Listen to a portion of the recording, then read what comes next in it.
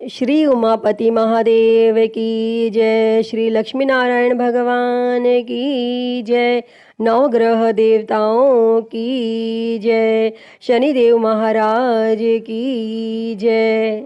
प्रिय भक्तजनों, आज हम इस वीडियो में शनिवार व्रत कथा सुनेंगे। तो आइए शुरू करते हैं। उससे पहले आप सभी प्रेम से बोलिए शनिदेव महाराज की जय। नवग्रह देवताओं की जय। एक समय स्वर्गलोक में इस बात पर विवाद छिड़ गया कि 9 ग्रहों में से सबसे बड़ा कौन है। यह विवाद इतना आगे चला गया कि यह एक युद्ध की स्थिति बन गई।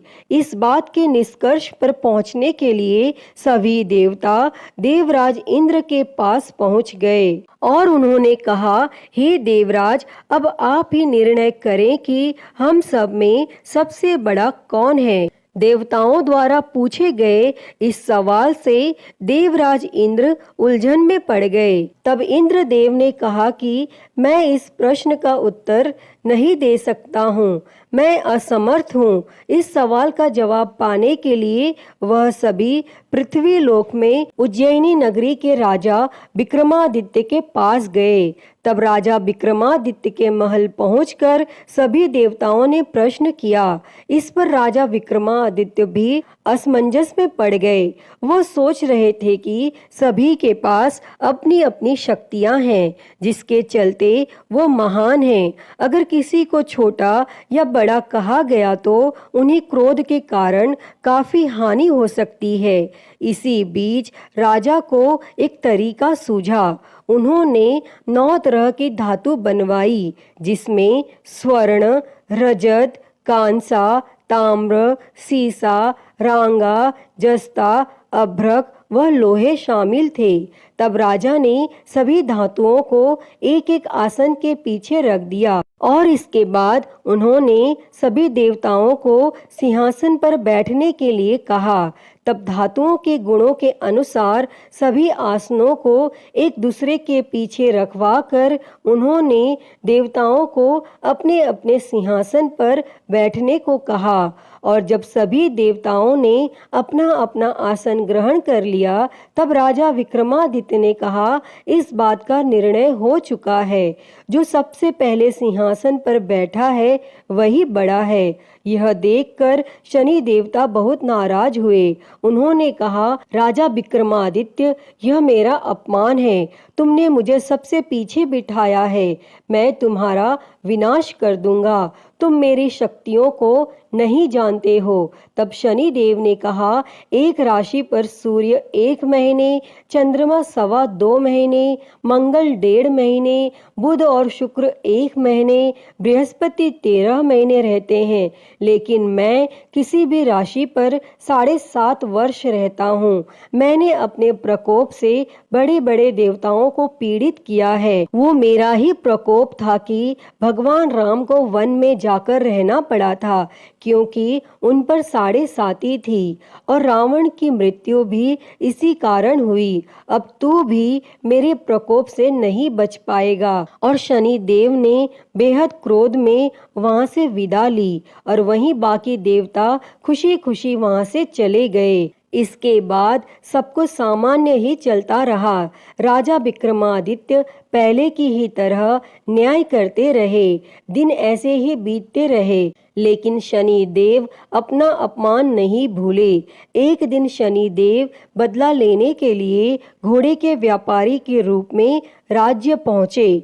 जब राजा विक्रमादित्य को इस बात का पता चला तो उन्होंने अपने अश्वपाल को कुछ घोड़े खरीदने के लिए भेजा। जब अश्वपाल लौट आया और राजा को बताया कि घोड़े बेहद ही कीमती हैं, तब राजा ने खुद जाकर एक सुंदर और शक्तिशाली घोड़ा पसंद किया और उसकी चाल देखने के लिए घोड़े पर सवार हो गए।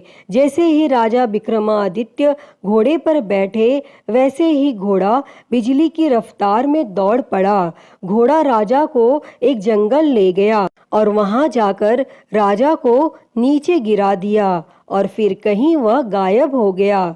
तब राज्य का रास्ता ढूंढने के लिए राजा जंगल में भटकने लगा, लेकिन उसे कोई रास्ता नहीं मिला। और कुछ समय बाद उसे एक चरवाहा मिला और भूख प्यास से परेशान उस राजा ने चरवाहे से पानी मांगा।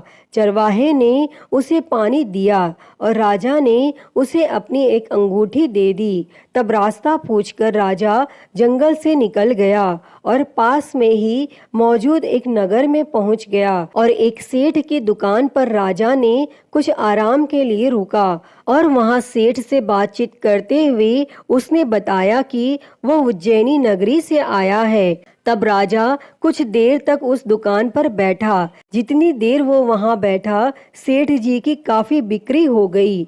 तब सेठ ने खुद को बहुत भाग्यवान समझा और सेठ ने राजा को अपने घर खाने पर आमंत्रित किया।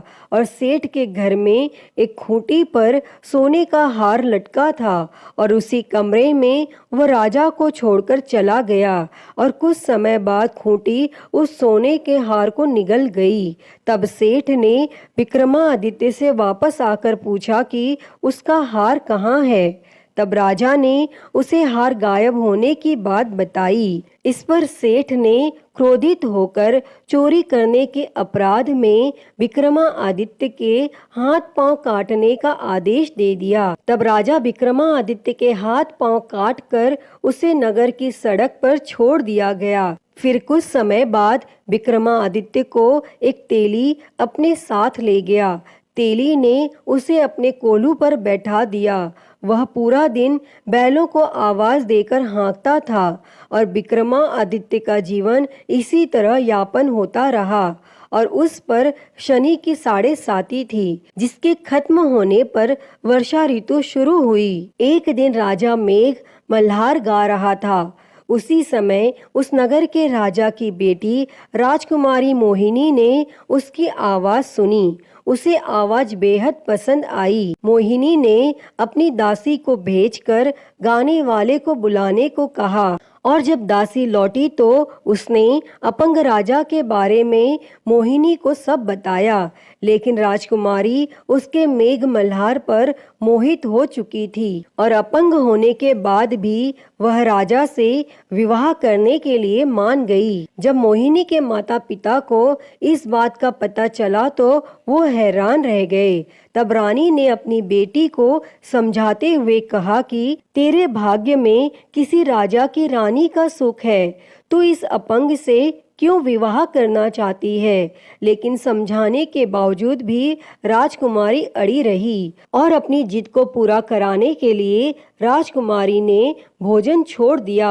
तब अपनी बेटी की खुशी के लिए राजा रानी अपंग विक्रमादित्य से मोहिनी का विवाह कराने के लिए तैयार हो गए और दोनों का विवाह हुआ और वह तेली के घर रहने लगे। और उसी दिन विक्रमादित्य के सपने में शनि देव आए। उन्होंने कहा कि देखा तूने मेरा प्रकोप। तब राजा ने शनि देव से उसे क्षमा करने को कहा और उन्होंने कहा कि जितना दुख आपने मुझे दिया है उतना किसी और को मत देना। तब इस पर शनि देव ने कहा, राजा मैं तुम्हारी प्रार्थना स्वीकार करता हूँ।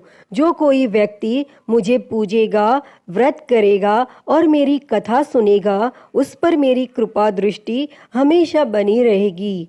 सुबह जब राजा विक्रमादित्य की नींद खुली तो उसने देखा कि उसके हाथ पांव वापस आ गए हैं और उन्होंने मन ही मन में शनि देव को नमन किया। और राजकुमारी भी विक्रमादित्य के हाथ पैर देखकर हैरान रह गई। तब राजा ने शनि देव के प्रकोप की कथा सुनाई और जब सेठ को यह बात पता चली तो वह तेली के घर पहुंचा।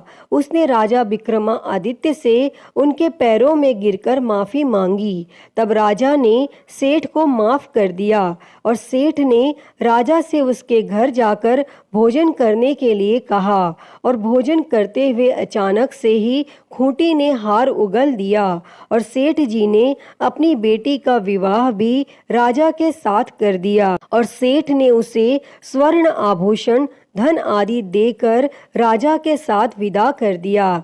तब राजा विक्रमादित्य अपनी दोनों पत्नियों यानी राजकुमारी मोहिनी और सेठ की बेटी के साथ अपने राज्य उज्जैनी पहुँचे।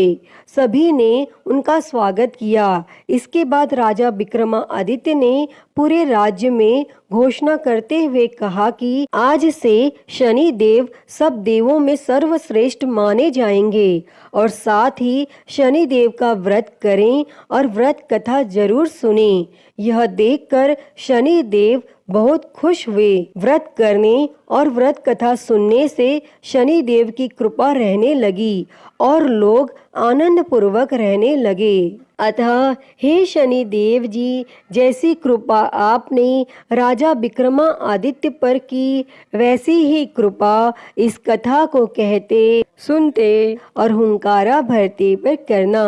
तो बोलिए शनि महाराज की जय, नवग्रह देवताओं की जय। प्रिय भक्तों, तो मैं उम्मीद करती हूँ कि आपको यह कथा पसंद आई होगी और अगर वीडियो अच्छी लगी हो तो इसे लाइक करें, ज़्यादा से ज़्यादा शेयर करें और कमेंट में शनिदेव की जय लिखना ना भूलें और महाकाल भक्ति ज्ञान चैनल को सब्सक्राइब कर नोटिफिकेशन बेल को ज़रूर ऑन कर लें। हर हर महादेव। धन्यवाद।